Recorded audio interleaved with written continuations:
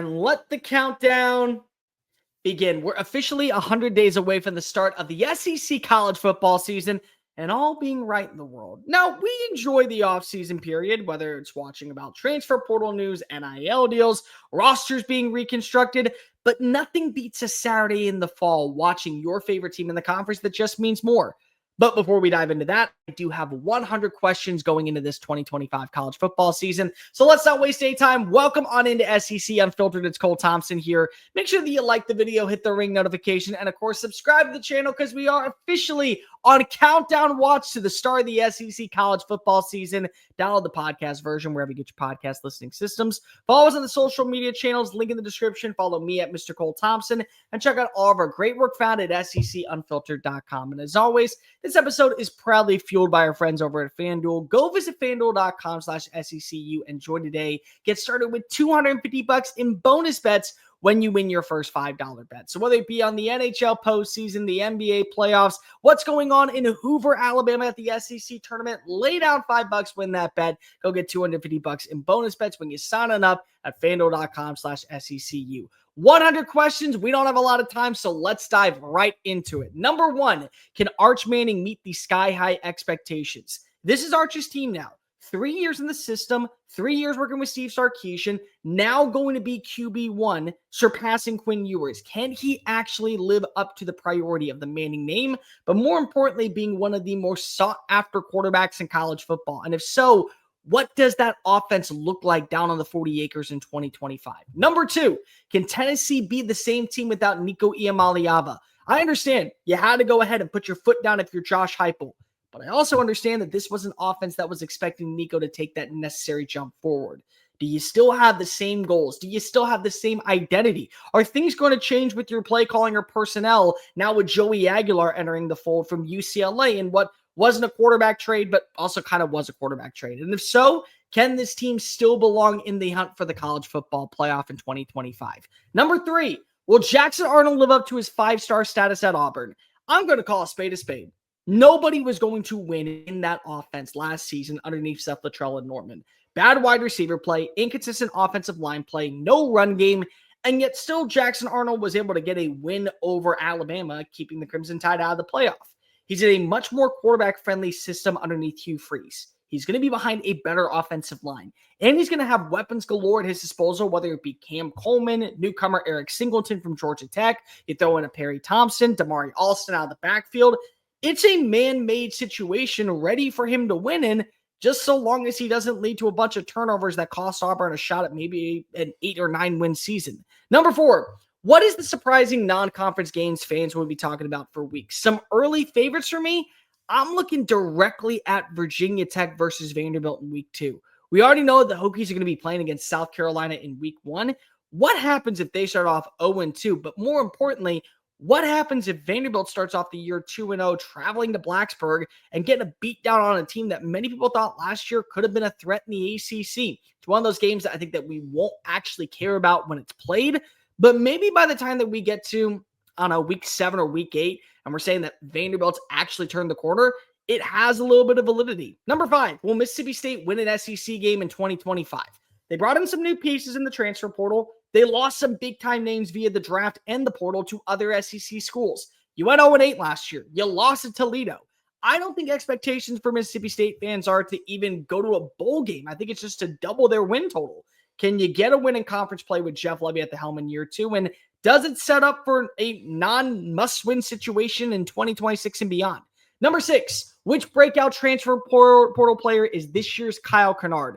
Jack Pyburn from LSU makes a lot of sense. So does Patrick Payton for LSU. Does Gabriel Brownlow-Dindy end up over-exceeding expectations in South Carolina the way that Kyle Kennard did? Kind of flew under the radar, really wasn't talked about in the big-time media spotlight, but eventually did win SEC Defensive Player of the Year and was the anchor of a South Carolina defense that went 9-3 and had a legit case to go to the college football playoff after looking like one of the best teams in college football to close out 2025. Number 7, is Clemson versus LSU an actual playoff game? 2 Tigers that claim Death Valley as their own, taking the field week 1 out in Clemson SC. Both teams have veteran quarterbacks. In my opinion, it's QB1 versus QB2. Both have stellar wide receiver rooms. In fact, I would say each have 3 receivers that are considered top 15 players going into 2025. Both have better defenses than advertised, and both have very stellar coordinators calling the shots. Who needs this win more, and does this set up for maybe a potential rematch that could lead to one of these teams claiming a national title in 2025? Number 8, could week 7 be the best weekend in college football?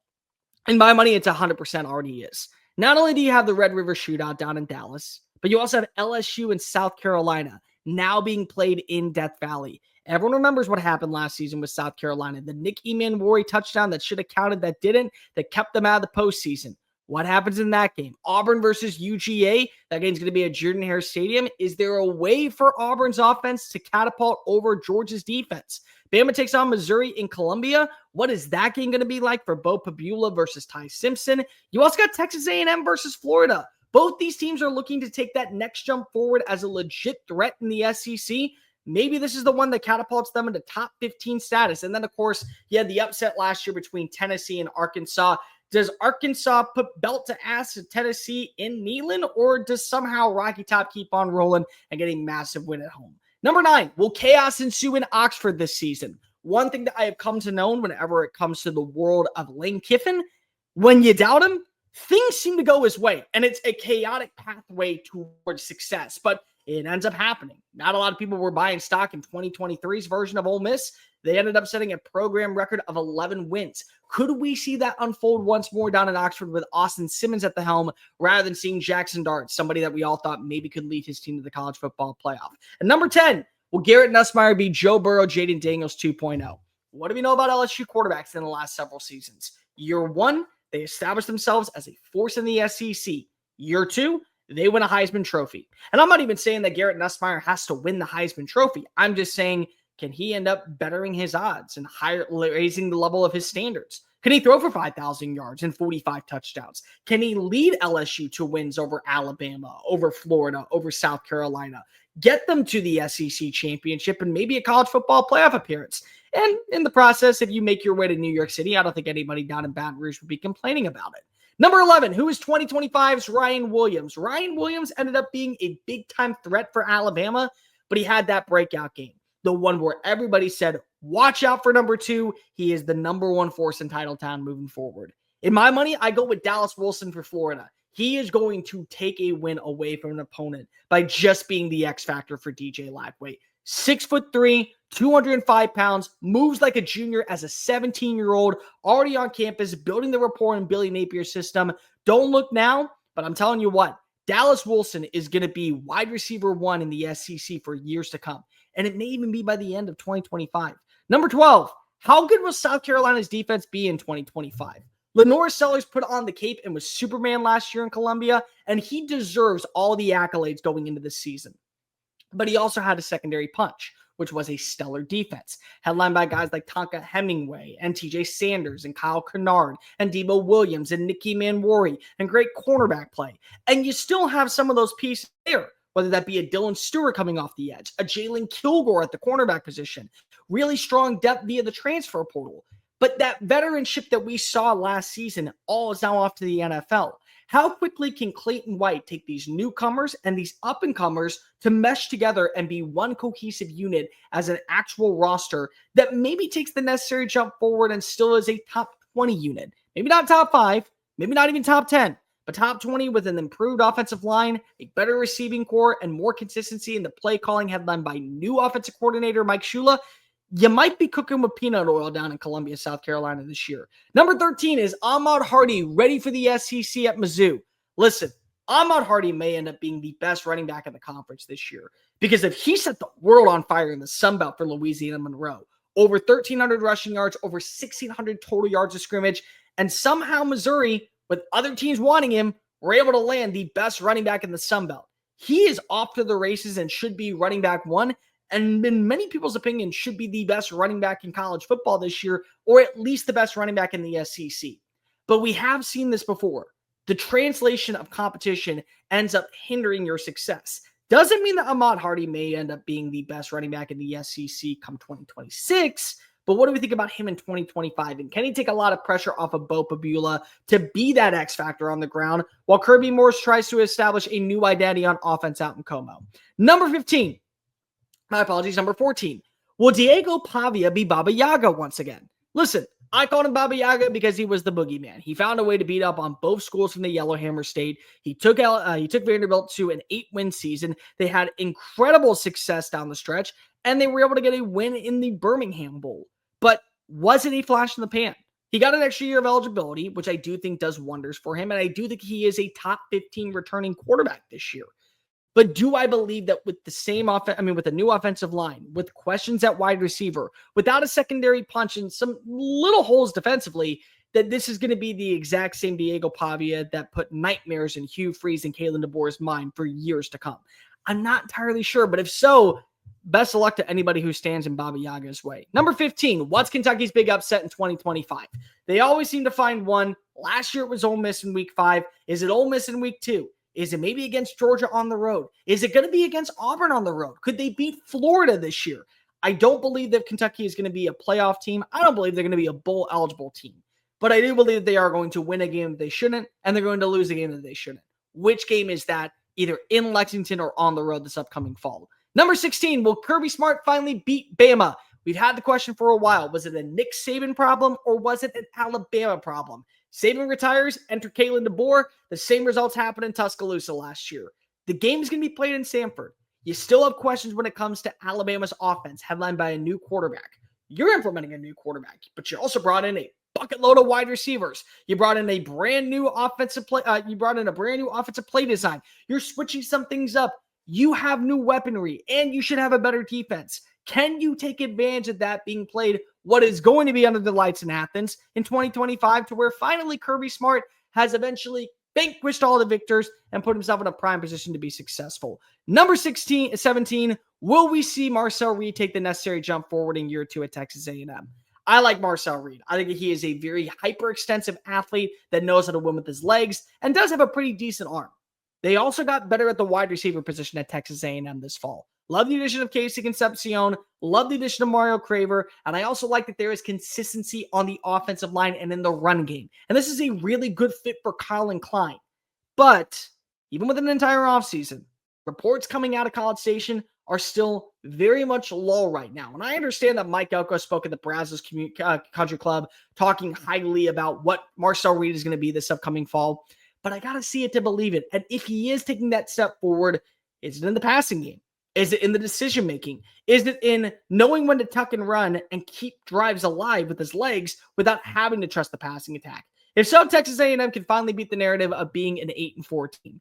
Number 18, which wide receiver leads the pack for LSU? My pick is Aaron Anderson. I think working in the slot, that open field speed, the way that he was able to play against Texas A&M last year, the way that he looked at times against Ole Miss last season.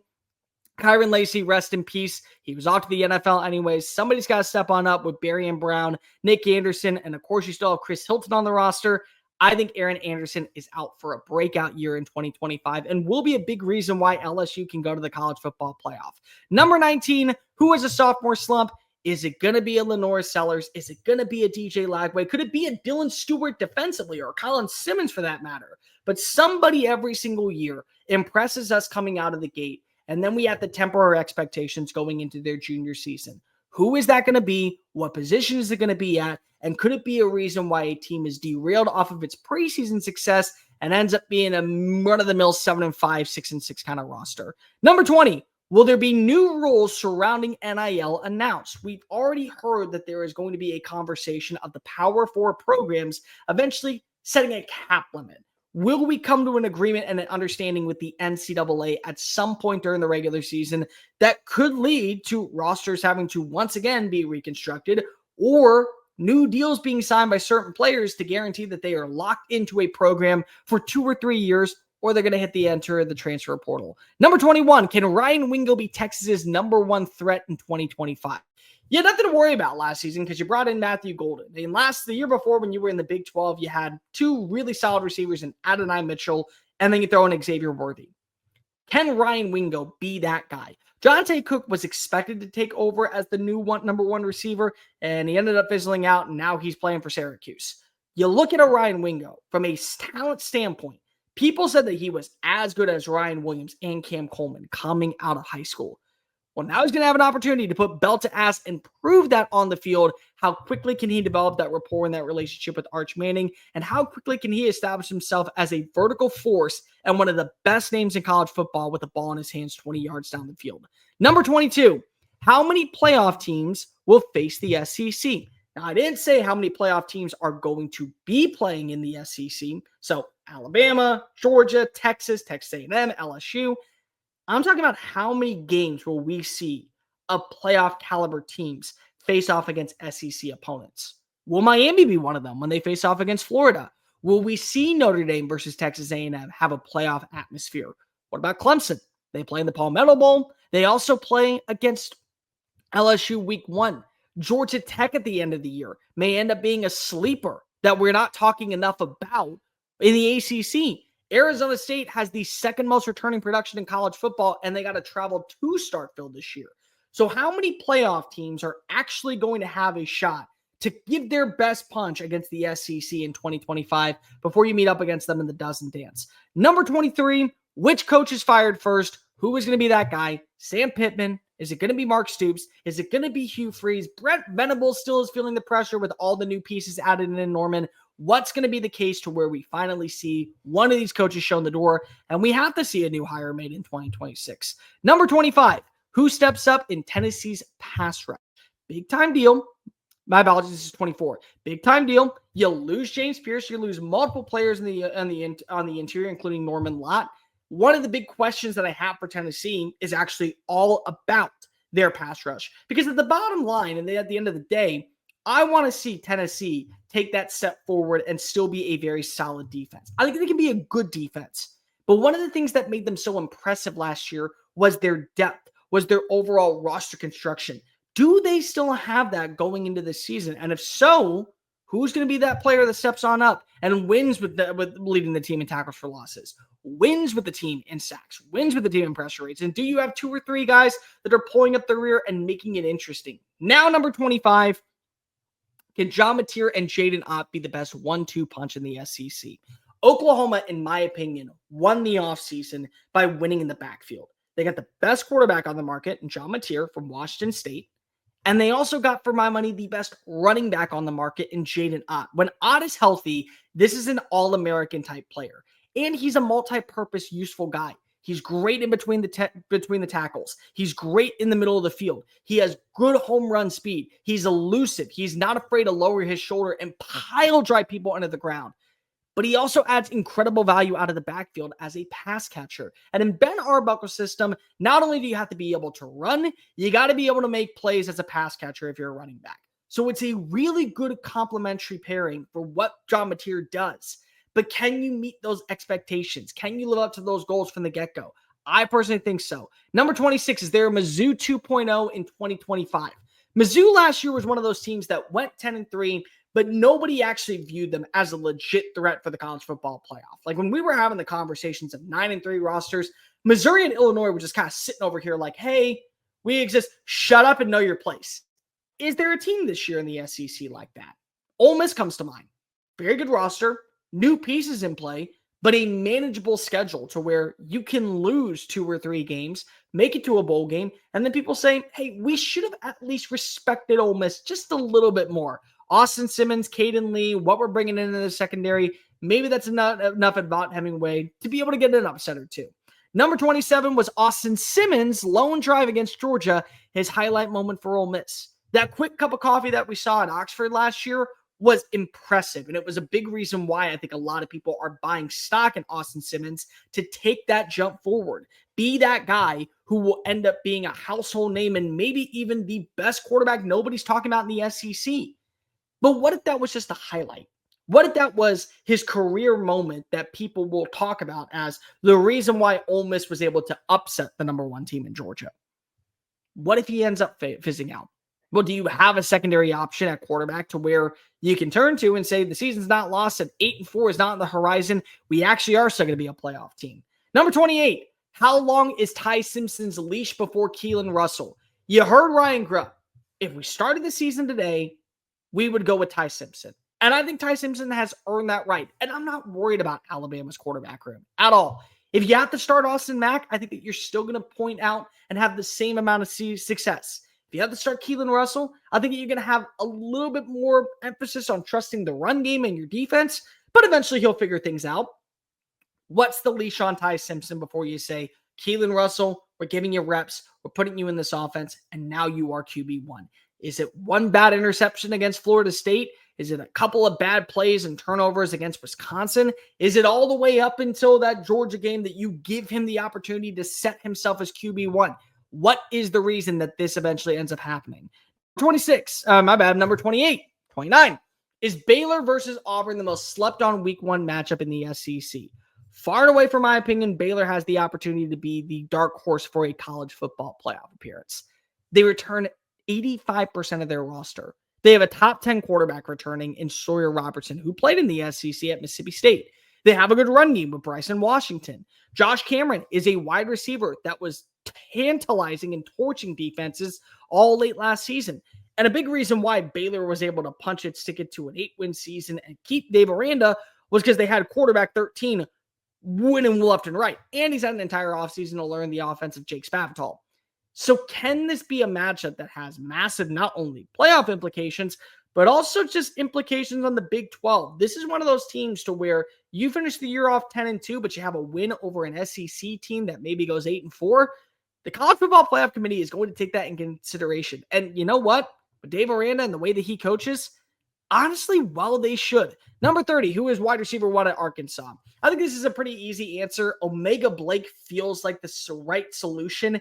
Last season at Charlotte, averaged over 28 receiving yards per game, but you also did bring in Courtney Crutchfield. Do you feel like that maybe a freshman that is going to have an impressive fall camp could be the reason why Taylon Green throws for 3,500 yards, 3,700 yards? If so, I'm very interested to see what does the win total actually transform to for Arkansas in 2025. Number 31, can the approval rating for Billy Napier at Florida improve? Right now, I say Florida is 50-50 on Billy Napier. He may end up being the long-term guy. He may end up being fired by the end of the year. I'm not entirely sold in either direction. Just like I wasn't entirely sold with Neil Brown going into last season at West Virginia. What is the approval rating going to feel like at the end of the year? Do you get convincing wins in a daunting schedule over a Texas team, over a Miami team that may go to the college football playoff? You beat up on maybe an LSU squad once again. But then you lose to an Ole Miss team, you lose to an underwhelming Tennessee roster, and you go 8-4. What do we feel about Florida and the approval rating of Billy Napier going into 2026? Because if everything and anything should be on the table, I think it kind of is. Will Kentucky pull a Mississippi State, number 32? Basically, are they going to go winless in conference play? Is everyone going to question what is the long-term status of Mark Stoops? Is this now finally going to be a basketball program underneath Mark Pope once again? The Pope is American. The Pope resides currently in Lexington. Do we see both of them actually interact and take over the world of the SEC? Number 33, can Gunnar Stockton be a better Jake Fromm for Georgia? I think Gunnar Stockton's kind of flying under the radar right now. I don't think that he is an elite quarterback by any means. I don't think he is a terrible one. If you told me, where does Gunnar Stockton rank? Probably the 8th, 9th, or 10th best quarterback with a bunch of other guys that fit that same bill. Jake Fromm was probably the 8th, 9th, or 10th best quarterback in the SEC during his reign. But you know what he had? Solid wide receiver play, a great rushing attack, stable offensive line, and an exceptional defense. If all of those are there in Athens this year, can you just be Jake Fromm 2.0? Because Georgia is still Georgia. People seem to forget that in Athens, with Kirby Smart at the helm, you're not going to go away quietly. You're still going to be one of the best teams, one of the most well-prepared teams. Can Gunnar Stockton just throw for 3,100 yards, 26 touchdowns, 3 interceptions, and call that an even keel day? Number 35, number 34, will Auburn beat the Y2K jokes? Auburn has not had a 1,000-yard wide receiver since 1999. Y2K happened, 2001 happened. We saw the recession of 2008. I graduated college. We saw Donald Trump become president. We saw Joe Biden become president. And we've seen a recession with COVID-19 happen, all before Auburn had a 1,000-yard playmaker. They have 2 guys who could absolutely be that force in 2025. Cam Coleman should have probably done it last year, or Keandre Lambert-Smith should have done it last year. And they basically replaced Keandre Lambert-Smith with a more souped-up version, speed, vertical threat, and Eric Singleton. Can he be that guy for 2025? And if one of them does it, what's going to be the record for Auburn at the end of the year? Number 36, number 35, my apologies. I will get this down, I promise. Number 35, can LSU finally have a run game? I don't really care what LSU's offense looks like. I don't really care what LSU's defense looks like.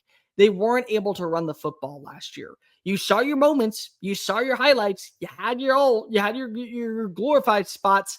But Caden Durham was never able to be the impactful force that you wanted to see on the ground. And if you can be that, well, then I actually do believe that the LSU may end up being the best team in the SEC. But you can't rank 89th in run defense and 88th in rushing. It's impossible for teams in this conference that are known for its trench warfare to get over the hump and be a 10-win roster if you don't establish the run. And speaking of which, number 36, can Alabama figure out who RB1 is?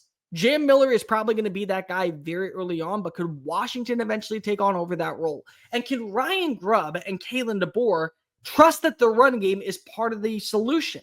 And I mean the run game with not a quarterback, actual ground and pound players, because I truly believe Justice Haynes and Jam Miller would have been great last season, but ultimately you put too much of an emphasis on Jalen Milroe, therefore leading to some moments where you weren't able to establish anything on the ground.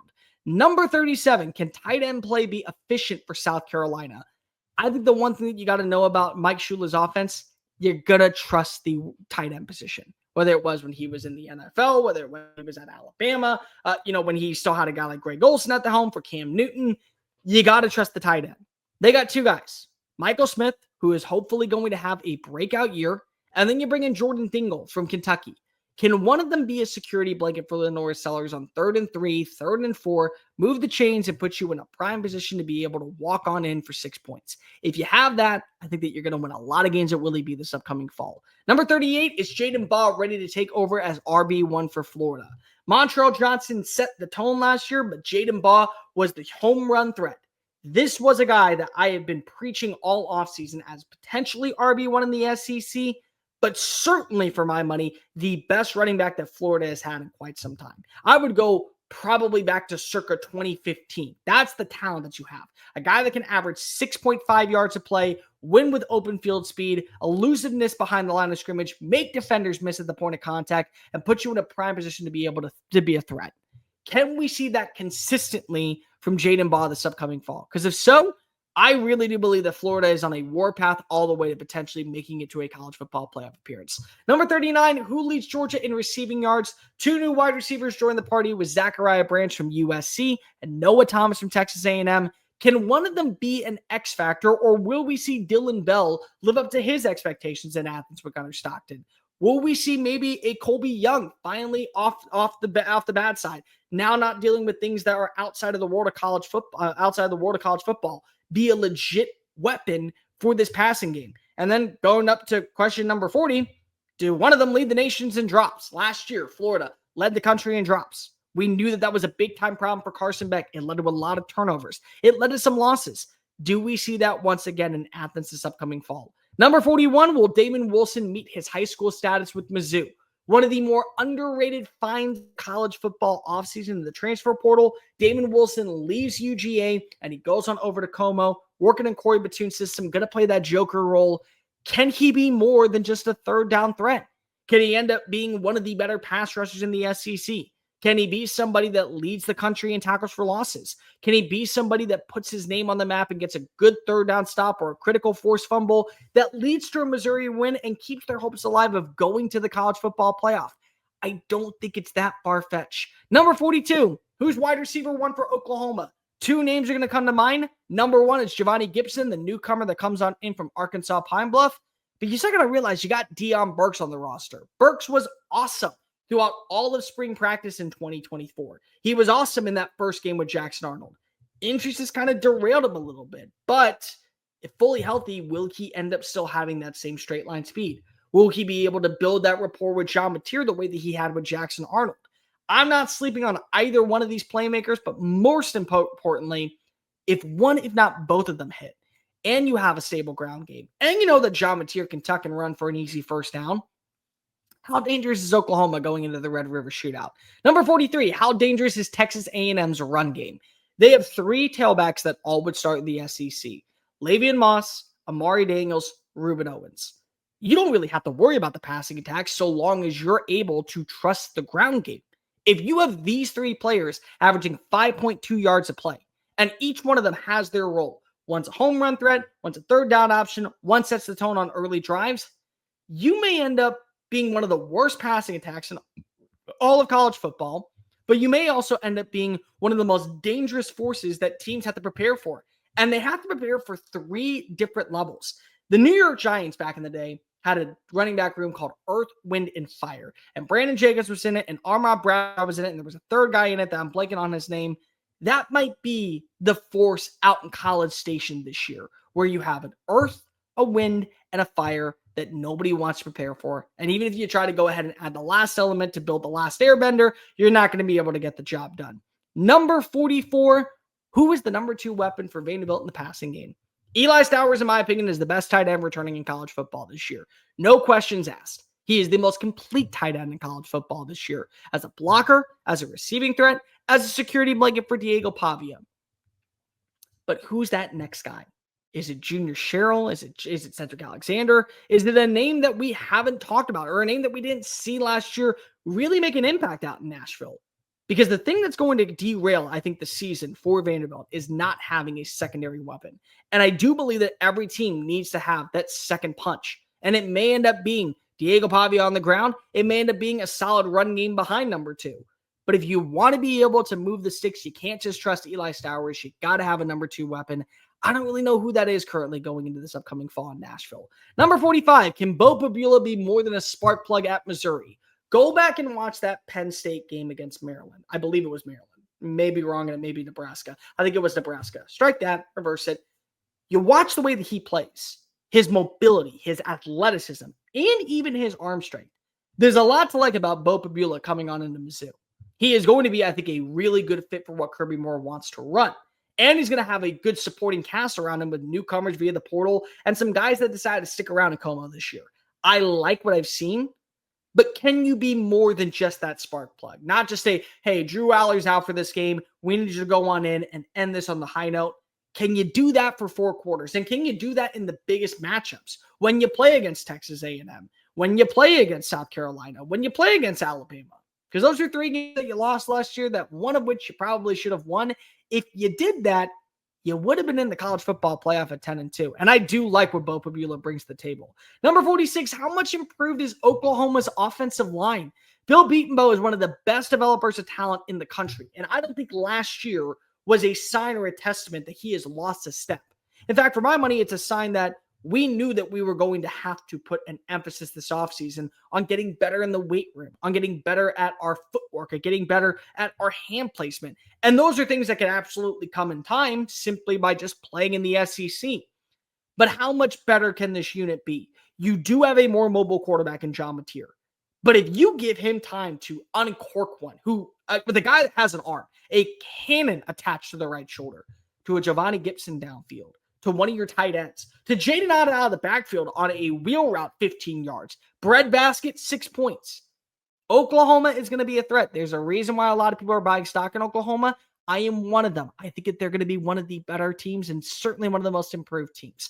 Number 47 is Texas versus Ohio State, a preview of the national championship. It's Julian Sang versus Arch Manning, both of which making the career starts as QB1, the full-fledged QB1. Now, again, Arch has several starts under his belt from last year because death, taxes, Quinn Ewers dealing with injury. You knew it was going to happen. But I'm talking about just overall. Can you see Arch Manning and Julian Sang put up incredible numbers with a really good supporting cast around them? In Columbus, Jeremiah Smith and Cardinal Tate are 2 top 15 receivers. Max Clare is a great tight end, probably the 3rd best tight end in college football. Behind the 2nd best tight end in college football, who resides on the 40 acres, in Jack Endries. You have Ryan Wingo. You have Khalil Lockett coming on in. You also brought Emmett Mosley from Stanford on in. DeAndre Moore's still around. The offensive line, I think, is going to be fine. You have a solid run.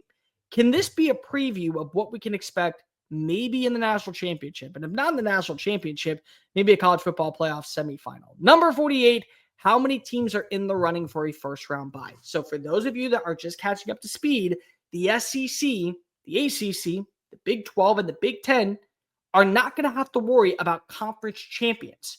You're going to get in if you are the conference champion. But if you are one of the 4 best teams in college football, like last year, what we should have seen with Penn State getting a bye and Texas getting a bye and both Oregon and Georgia getting a bye, well, then you're going to end up not having to play in that first round. So could we see 3 SEC teams get a bye and only 1 play in that first round? Will we see 2 SEC teams get that bye? Will we see a surprise team come out of nowhere, whether that be a LSU or a Missouri, or maybe it ends up being a South Carolina? Do they end up falling in line with Texas? And because of they were undefeated going into the matchup against Atlanta, even though they didn't win the SEC, they're rewarded for doing the dirty work leading up to that matchup. It's going to be really interesting because if I do think that there will be at least 2 SEC teams in the running, if not a third, that kind of pulls its way up into that number 3 spot and gets the number 5 seed.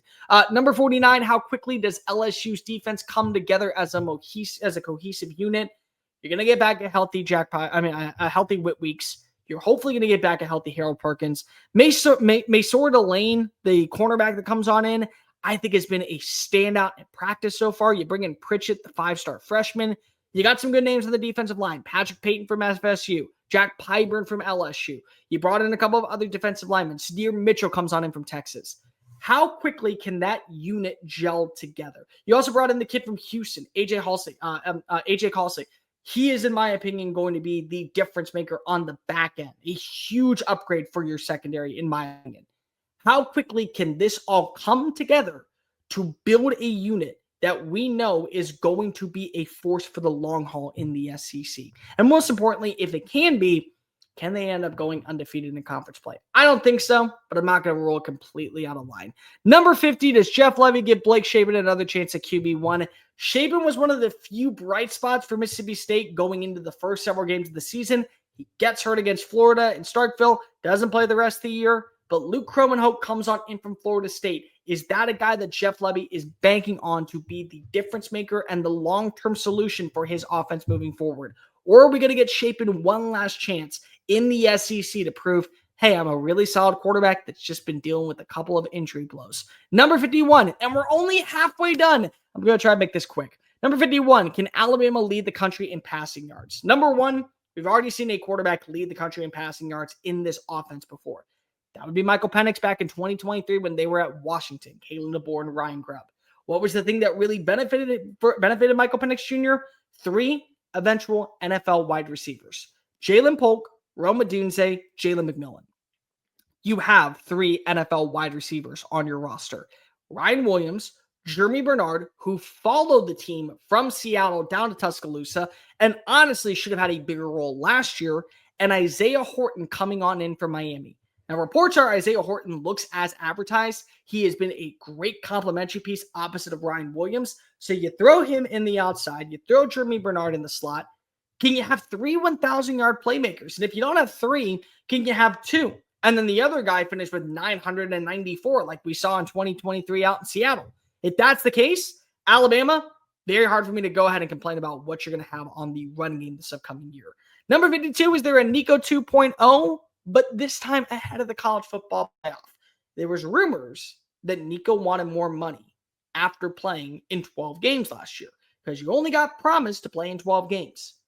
Do we see somebody hold out to where a booster is going to have to twist its arm and say, here's $1 million, go win us a national title and we'll pay you the other $3 million? And if so, does the team end up saying, we're going to play without you? They end up leaving. They go to the transfer portal. And maybe a season that we thought could end with a national title ends with the first round exit. It's very, very possible. Number 53, how good is Clark Lea's defense entering 2025? One of the big things that we knew about Clark Lee last year, if he was going to go out, he was going to go out on his own terms. So what does he do? He ends up leaving his mark on the defense. And you beat Alabama, you beat Auburn, you take Missouri to double overtime, you beat Georgia Tech in the Birmingham Bowl. There's a lot to like about this, but it's a brand new system. Multiple players are off to the NFL. 3 players entered the transfer portal that were starters last year. And I love your offense with Diego Pavia, but do you have enough defensively to where you're going to be able to bail him out of trouble in the Auburn game or in the Missouri game or when you face off against South Carolina or when you play Tennessee at the end of the year? This time you got to go to Rocky Top. If that happens, I think that you are talking about a Vanderbilt squad going to at least a bowl game this year. If not, no idea what's really going to happen. Number 54, can Malik Muhammad replace Shade Barron as CB1? I think Malik Muhammad had a fine season last year as CB2, but if that is going to be the way that you play as your top shutdown corner, Texas is going to lose at least 2 games. Now, I don't think that that's going to happen, but can you see the reincarnation of number 7 on the outside? Barron was everything and anything that you needed. In fact, for my money, he was the most important piece of that Texas defense last year. And now he's off to the NFL as the 20th overall pick and hopefully going to be a standout in the Mile High City. But can you get that play, that footwork, that physicality, that ability to shut down number 1 receivers in Austin? He has all the size, he has the intangibles and the experience going up against quality number 2 receivers for the last several years in Austin to probably take over that role. He could handle Jordan Tyson against Arizona State. He could handle a Carnell Tate in the college football playoff. Well, can you do that against a Dallas Wilson? Can you handle that when you face off against a Noah Thomas? Can you handle that when you face off against quality opponents in the college football play? Can you handle that in the Red River Shootout against a Deion Burks or a Giovanni Gibson? It's a big-time question that I think many people want to see answered. Number 55, who steps up in Texas A&M's pass rush for Mike Elko in year 2? Cassius Howell. He is a household name, in my opinion. If you don't know who Cassius Howell is, SEC fans, start learning about 18. He is a stud off the edge from Bowling Green. But this is where I have my questions for Texas A&M this year. Is there a number 2 weapon that is going to catapult you to the next level? One of the big downfalls for Texas A&M that not enough people talked about was their inability to rush the quarterback. And I don't think they did enough in the offseason to bolster up their pass rush. They have some guys. They have some names that I'm hopeful can live up to expectations, Shanahan being one of them, Albert Regis back at defensive tackle. But do you have that secondary player? And who is that secondary player that's going to help you double your sack total, double your pressure rate, and double your tackles for losses to force teams to live in 3rd and long? Number 56, can Nick Harbor and Mazeo Bennett be a lethal duo at South Carolina? I understand that you want to have a good run game. I understand that you have Lenore Sellers. But you feel really good about the wide receiver room if you're Shane Beamer. Or at least that's what he told you after camp, because if they didn't go out into either portal period and swing big at the wide receiver position. So Nick Harbor is going to be your wide receiver 1. Mazeo Bennett likely going to be your wide receiver 2 because if he was your wide receiver 2 last year. Did they do enough in the offseason to get bigger, a little bit stronger, a little bit more agile, build that rapport with Lenore Sellers to where they can take over games, to where, hey, 3's unavailable, we got to go to 8. 19 catches this game if we got it. 20 targets are coming your way. You better come down with 15. Hey, they're double covering Nick Harbor on the vertical thread. Mazeo, work the middle of the field, pick up first downs, embrace your inner Deebo Samuel. If you do that and you have a solid run game with Rasul Faison, and then, of course, you know that 16 is going to tuck and run, and he's going to be the hero that you want. Again, South Carolina, 9-10 wins, now off the radar, in my opinion. Number 57, does John Mateer have his Manziel moment against Michigan in week 2? So I knew that Johnny Manziel was going to win the Heisman Trophy when he marched into Tuscaloosa in a 29-24 victory over Alabama. The first test for John Mateer to prove he is completely different. He is wired like Baker Mayfield and Kyler Murray and great quarterbacks of old in Norman, Oklahoma, is that Michigan game. Say what you want. Michigan's still going to have a great defense. They didn't lose as much as people want to make it out to be, and they have good depth. They're going to have an offense that's more improved with Justice Haynes joining the party, with adding in a wide receiver, or with adding in the wide receiver from Indiana, with maybe Bryce Underwood being caught up to speed, a new offensive coordinator. They're going to be more improved, and it's going to be a daunting task. Can John Mateer have his Manziel moment where he throws for 400 yards or throws for 275 yards and finishes with 425 yards with 160 on the ground, 4 touchdowns, a completion percentage around 65%. And then everybody in the SEC has to go ahead and say, Oklahoma is different. I know that we disrespected them last year. I know that we were rude to them last year, but they are built different. And they are going to be a really tough team to go ahead and prepare for on Saturdays. Number 58, what's Tennessee's running back situation look like? It's 2022 all over again. The big backbone of Tennessee last year was having a stable run game with Dylan Sampson and a great defense. But you don't need to have just one focal point runner. In 2022, when you were good enough to be in the college football playoff, you had 3 guys toting the rock. And every single one of them knew their assignment and understood what made them stand out. Do you have that again with Deshaun Bishop, Peyton Lewis, and Star Thomas? Can those 3 guys each have a role that enhances and elevates the passing attack, or at least takes pressure off of Joey Aguilar to be the X factor on every single play? Maybe it is Peyton Lewis set the tone on early downs. Maybe it's Deshaun Bishop as the third down playmaker. Maybe it's Star Thomas out of the backfield as a pass catching threat. But there is ways for this to work. Does it work this upcoming fall to where multiple running backs are off to the races and you're not putting so much pressure on Dylan Sampson or one of them to be your go-to guy on every single drive? Number 59 is Harold Perkins back for LSU. And when I say back, I'm not saying coming off a torn ACL. I'm not saying meeting the expectations of playing a linebacker spot in Blake Baker's system. I'm talking about swinging big. Is this dude ready to be that guy that we saw in 2025? Is this dude ready to be the dude that we saw when he was a freshman coming out of Cypress, Texas? If so, that's a 1-2 lethal combination at linebacker. Your second level of the defense is going to be phenomenal this upcoming fall. And everybody can expect that. And well, they should. Number 60, does Kentucky finally call it quits on Mark Stoops? There's a feeling around Lexington when you talk to people that they partially weren't a fan of Mark Stoops coming back when he decided to go ahead and sign on the dotted line for Texas A&M.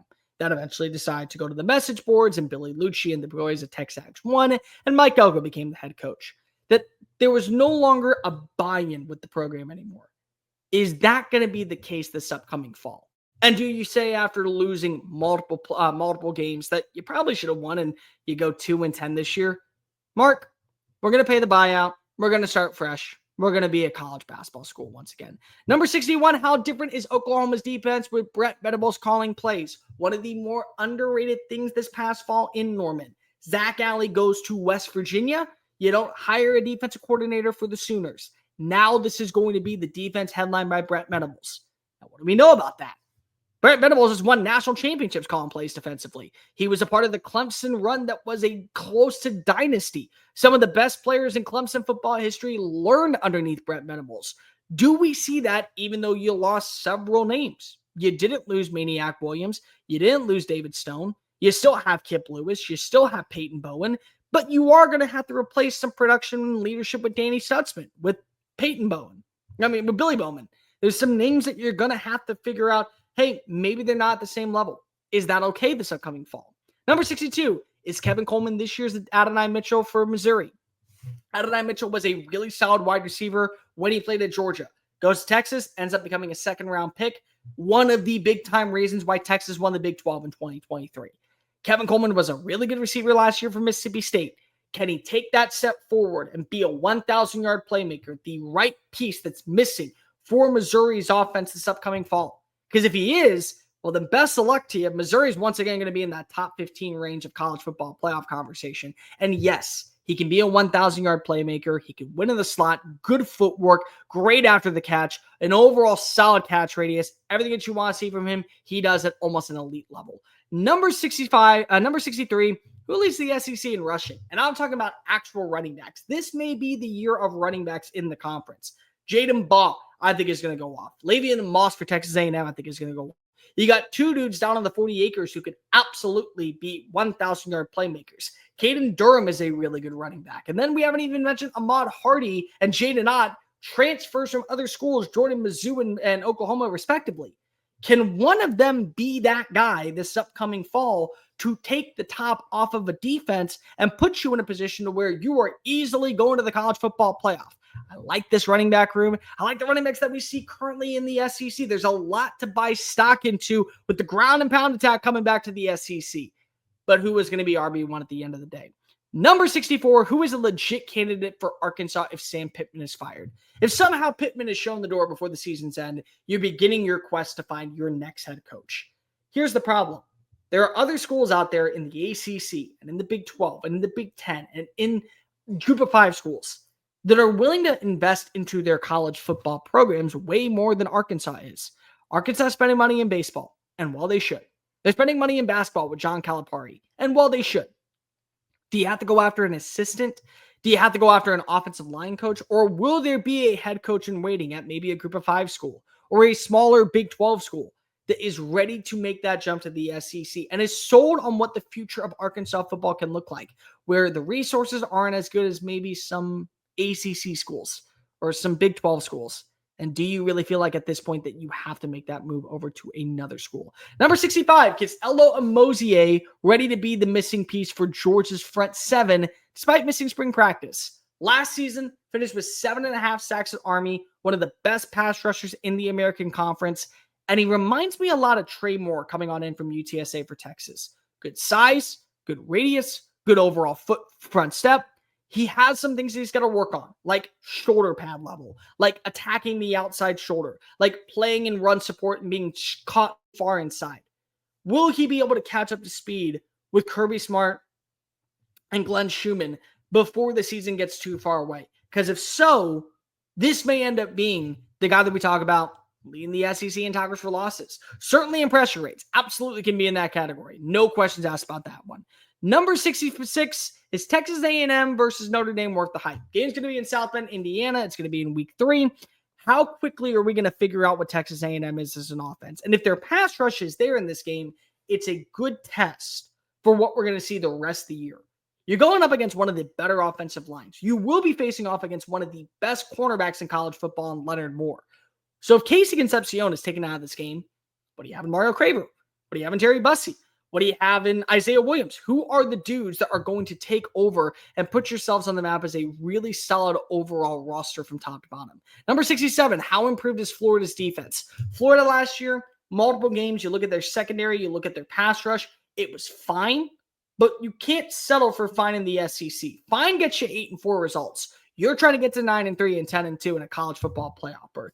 And I do believe, yes, it's possible. It is 100% a priority and should be. But how quickly can we see it all gel together? That's just my big time question. I think that there's a lot to like about TJ Searcy there. I think there's a lot to like about the interior defensive line. I like their linebacking play. But I do have my questions, and I think that if they do end up having a bad performance, you can only ask DJ Lagway, Dallas Wilson, Vernell Brown in this rush attack to do so much. Number 66, 68. Who is the Heisman long shot? I got 2 names for you right now. Number 1, Austin Simmons at plus 3,300. There's a lot to think that maybe this offense is going to reach new heights going into 2025 with a new quarterback at the helm. And then Jackson Arnold at plus 6,000 at FanDuel. FanDuel, of course, the number 1 sponsor right here on SEC Unfiltered. There's reasons to say that, hell, things can go their way. We could easily find a rhythm and an identity, and then they'll punch their ticket to the college football playoff because of what Jackson Arnold does. As long as he doesn't put the ball in harm's way, he's going to have the best passing receiving core that he has ever seen in his life. And that includes back in his days when he was at Denton Guyer. Number 69, can Casey Concepcion regain his freshman lore at Texas A&M? As a freshman, Casey Concepcion became, in my opinion, one of the best, if not the best wide receiver in the ACC. Over 1,000 receiving yards, over 80 catches. And then the offense last year took a nosedive down in Raleigh. He wasn't able to regain that consistency. So he leaves for Texas A&M. Can he do that with Marcel Reed? Can he be a 1,000-yard playmaker? Because from a skill set standpoint, I believe there is very few things separating him from what you would say in a Ryan Williams, a Ryan Wingo, a Kevin Coleman for that matter, probably a Cam Coleman for that matter. He could be a legit top 10 wide receiver in the SEC. But I just got to see it be put all together. Number 70, who is the new top target for Ole Miss in 2025? No more Trey Harris. You got to find somebody to step on up. I think Luke Haas should be that option, especially across the middle of the field. Caden Lee last year showed the potential as a wide receiver 2. What's he going to look like as a wide receiver 1? Does Dejon Stribling from Oklahoma State or maybe a Harrison Wallace from Penn State step on up and be that difference maker on the outside? Number 71, would John Summerall leave for Kentucky if offered? I personally don't think so. He's holding out for the right job to come his way. But what if that job is Auburn? Hugh Freeze doesn't meet expectations. He's ended up being fired at the end of the year. And now you have an opportunity to hire one of the best group of 5 coaches that has shown you he can win in the SEC defensively and has improved as an offensive mind because of the way that he's recruited down in New Orleans. Is that a name that maybe the Auburn community could buy stock into and certainly feel like that they believe is a difference maker and a reason why maybe Kalen DeBoer should be shaking in his boots in 2026. Number 72, what defines a winning season for Mississippi State in 2025? It's simply going more than just 2 wins. Is it simply being a bowl-eligible team? Is it having a top 50 offense or an improved defense? Because I don't think that many people are actually saying Mississippi State must do X, Y, and Z to be considered a winning season. So I'm genuinely asking, what is a winning season for Mississippi State this upcoming fall? Number 73, who has a better year, Dylan Stewart or Colin Simmons? Both of these guys caught fire last season for South Carolina and Texas. Both were some of the best pass rushers in college football, and both are going to have an opportunity to take that step forward. So who has a better year, Dylan Stewart or Colin Simmons? Or do one of them have a sophomore slump? Number 74, does anyone compete with Ant Hill for linebacker 1? I think that Anthony Hill is the most complete linebacker in college football, not only because of the way he plays in coverage, but his downfield trajectory, heat-seeking missile mentality going up against running backs, and he's not a bad pass rusher. So is there anybody in the SEC, whether that be a Josiah Trotter going on into Missouri, whether that be potentially maybe that be a Whit Weeks for LSU, maybe that be somebody at South Carolina for that matter, Justin Okoronkwo.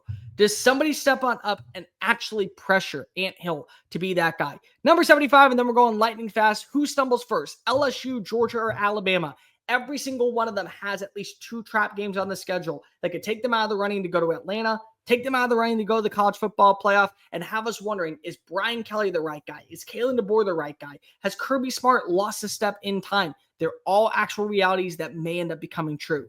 Number 76, and now we are on full speed mode. What happens if Texas does win the SEC in 2025? Texas has a roster that is good enough to compete, and they're going to always be in every single race from here on out. If they end up winning the SEC, are they viewed as the face of the conference? Are they viewed as the number 1 threat to win multiple national titles? Is this the new version of the Nick Saban disciple that we were always promised? Number 77, does Georgia get its edge back on the ground and up front? Anybody that watched Georgia last year can tell you, as much as you want to blame the wide receivers, as much as you want to blame the inconsistency from Carson Beck, the offensive line was dreadful at times. Their pass rush was insufficient, to say the least. There were so many negative things to point out about this team that it was hard at times to find the positives. So does that overall mentality come back to Athens, GA in 2025? 78, is Carson Beck versus DJ Lagway the must-see event in week 4? How many other games are we going to watch that are going to live up to expectation that September weekend between the Miami Hurricanes and the Florida Gators? We barely saw Carson Beck down the stretch really meet the expectations, and we barely saw DJ Lagway do anything outside of a few highlight moments down late in the season. Can we see this actually mean something? And does this carry a lot of weight towards going to the college football playoff for both Miami in the ACC and Florida in the SEC? Number 79, who steps up as Tennessee's number 1 weapon in the passing game? Mike Matthews, are you ready to handle the mantle of being that guy that people paid to meet the goals when you were thinking about going into the transfer portal? Are we going to see Travis Smith, the 4-star, end up being the best wide receiver? Chris Brazzell had a really good spring. Can he live up to the expectations? Can Braylon Staley carry that success from what we saw during this past season in the slot in spring over to the regular season in the fall? One of these guys has got to step up if you want to make it to the college football playoff. My money is on Mike Matthews. Number 80, which rivalry is the best in 2025? The Red River Shootout comes to mind. The Iron Bowl comes to mind. The World's Loves Outdoor Cocktail Party comes to mind. The Deep South's oldest rivalry comes to mind. Does the Yale carry a little bit of weight this year? One of them is going to be the one that we talk about in so many different facets. Number 81, can the magic of Jordan Hare step up between Alabama or Georgia? We know that Jordan Hare is going to get a guaranteed win for the Tigers at some point. 4 overtimes last year against Texas A&M. Can it happen against Georgia? Can it happen against Alabama? And will this be the spark that is needed to put Auburn in a 9+ win range for 2025? Number 82, how good is Isaiah Horton, and can he be better than expected? He was a quality wide receiver 2 during his time in Coral Gables. Can he be that quality wide receiver 2 in the SEC, opposite of what you have in Ryan Williams and Jeremy Bernard? Number 83, is Ole Miss fine defensively after losing all the talent?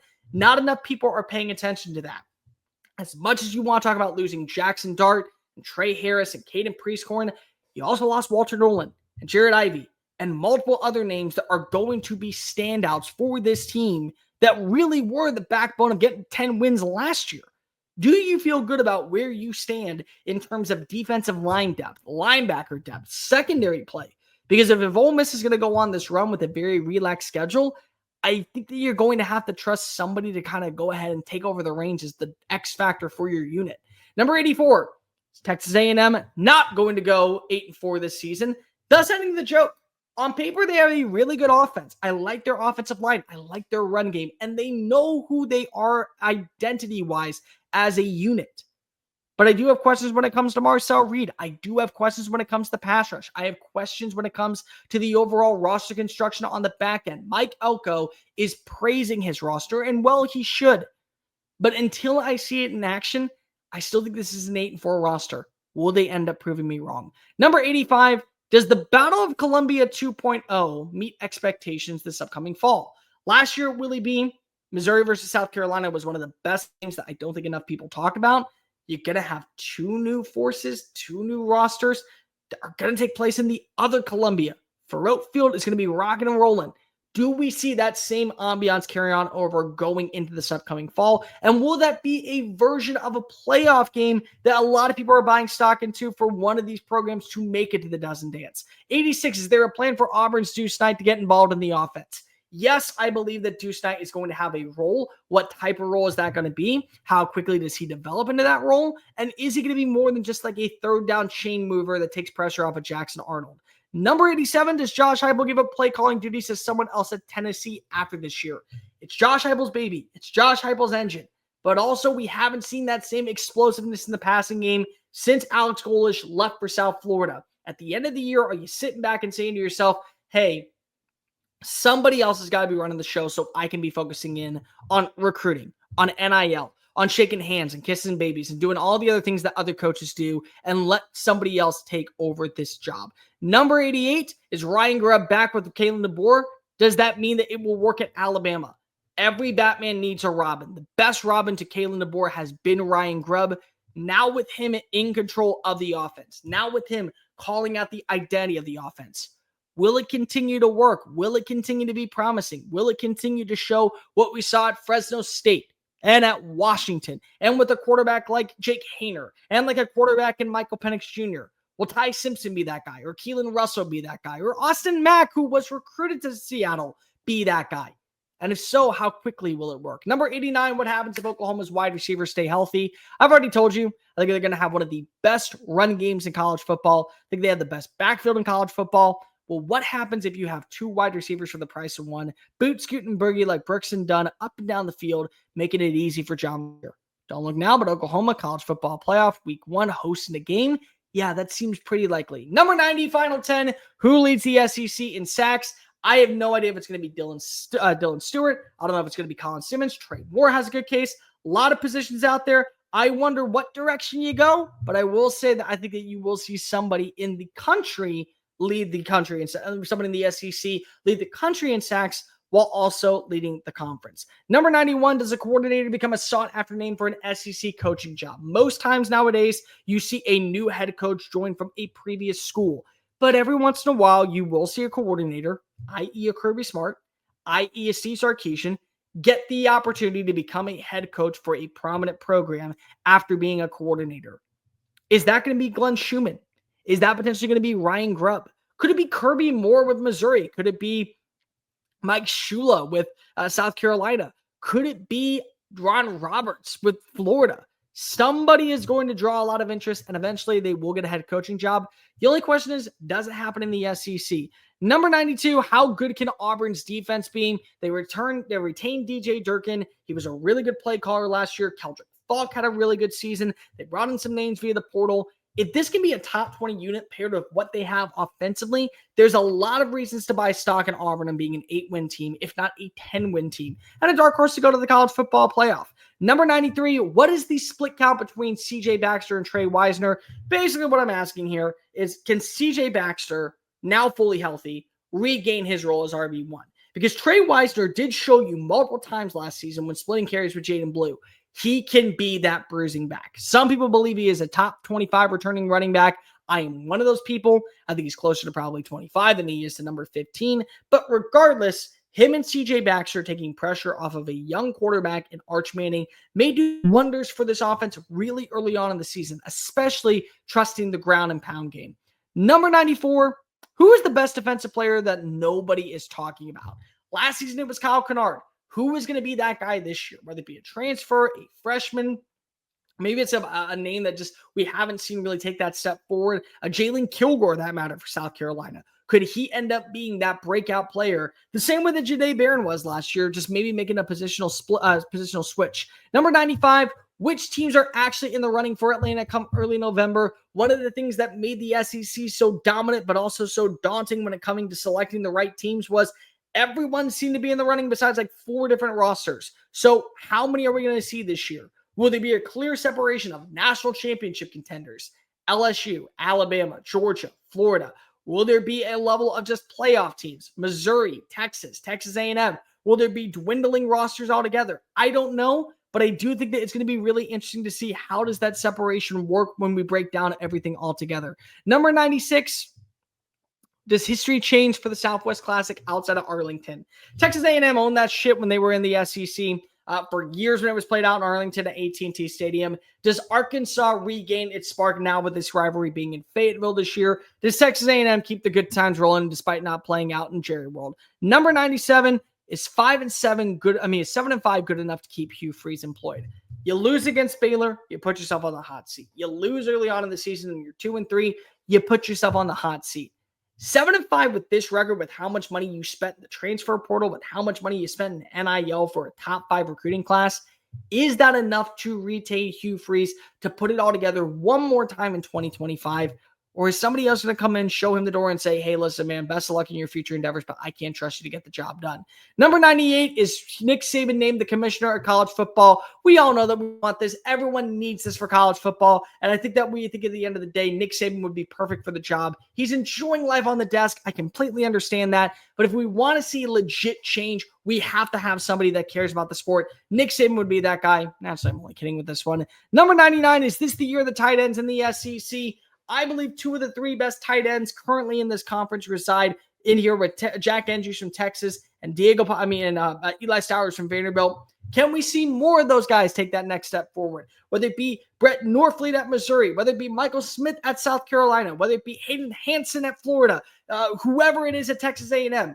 Can we see this be the year of the tight ends in the SEC? And number 100 in the final question, who is my bandwagon team for 2025? It was Missouri last year. If you're staying and watching this video, get it in the comment section down below. Who should I be polling for? Nonstop, they are my roster. I am buying stock in them to go to the college football playoff. Let me know. And the bonus question, can week 1 finally show up? And that's 100 questions, 100 days out from the SEC college football season. I went an hour without really taking a breath or even a sip of water. Make sure that you like the video, hit the ring notification, and subscribe to the college football channel. That way we talk SEC right here on SEC Unfiltered every single day. Download the podcast version of the show wherever you get your podcast listening systems. Follow us on the socials, link in the description. Follow me at Mr. Cole Thompson, and check out all of our great work found at SECUnfiltered.com. 100 days until the start of the SEC college football season, and boy, oh boy, I cannot wait. Until next time, folks, I am Cole Thompson. Peace!